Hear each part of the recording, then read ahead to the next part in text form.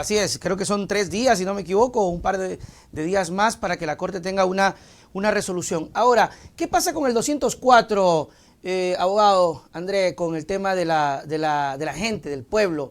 De lo que, por ejemplo, se escuchaba de los consejeros mencionar que es el principal fiscalizador de todos los actos públicos que ocurren en este país. ¿Por qué no se respeta el 204? Que sí se respeta en otros casos, ¿no? Se hace mención en el tema de que el pueblo es el máximo veedor o fiscalizador de las acciones públicas, tomando en cuenta que, según lo que mencionan los consejeros, el tema no nace de oficio, como sí pasó en los anteriores. Entonces, ahí está también otra de las cosas que se mencionan. ¿Por qué no se respeta ese articulado o no interviene? El artículo 204 de la Constitución, así también el artículo 61 de la Constitución, te hablan de los derechos de participación.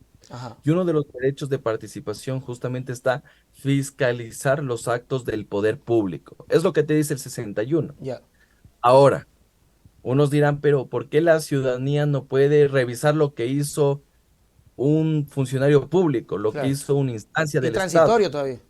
Y la respuesta es sencilla. La respuesta es que tú tienes un procedimiento en el cual se designó a los jueces de la Corte Constitucional, mediante el cual se designó a la fiscal general del Estado. Y en ese procedimiento existe una fase. Esa fase se llama de oposición.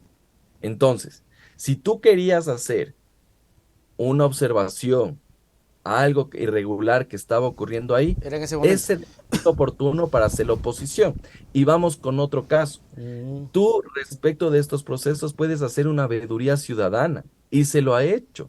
Al momento de, por ejemplo, nombrar a la Corte Constitucional, recuerdo que un observatorio, un grupo de ciudadanos eh, se conformó como una veeduría claro. para hacer el acompañamiento de este proceso. ¿Por Ujú. qué no hiciste en ese momento y lo haces recién ahora? Mm, Entonces, esa es la particularidad que llama la atención. De ahí yo soy uno de los que está principalmente convencidos de que la ciudadanía es el primer fiscalizador del poder público, ujú, pero esa fiscalización no es un cheque en blanco, sino que claro. también tiene reglas, límites y procedimiento. Porque si no, yo mañana tranquilamente hago una veeduría ciudadana para ver cómo fue la designación de Juan José Flores como presidente de la República en 1830. Claro. Entonces tampoco uno puede ir yendo por la vida tratando de justificar cierto tipo de actuaciones que ya son incluso atemporales o ya precluyeron. Claro.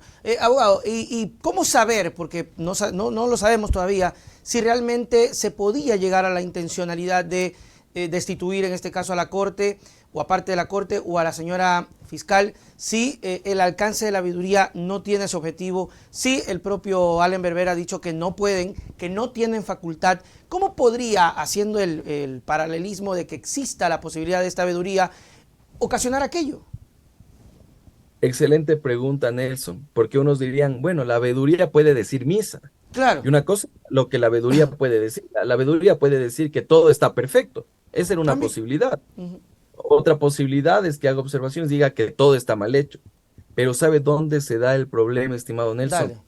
La audiencia con el juez Quimis, cuando no hicieron respetar la institucionalidad y cuando no apelaron esa decisión dentro del término que establece la Ley de Garantías Jurisdiccionales, el artículo 24. 3 días tienes para apelar y no apelaste. El Y no consejo. apelaste, y no apelaste como consejo, tomando en cuenta que era una decisión que era contrario al dictamen de la Corte Constitucional.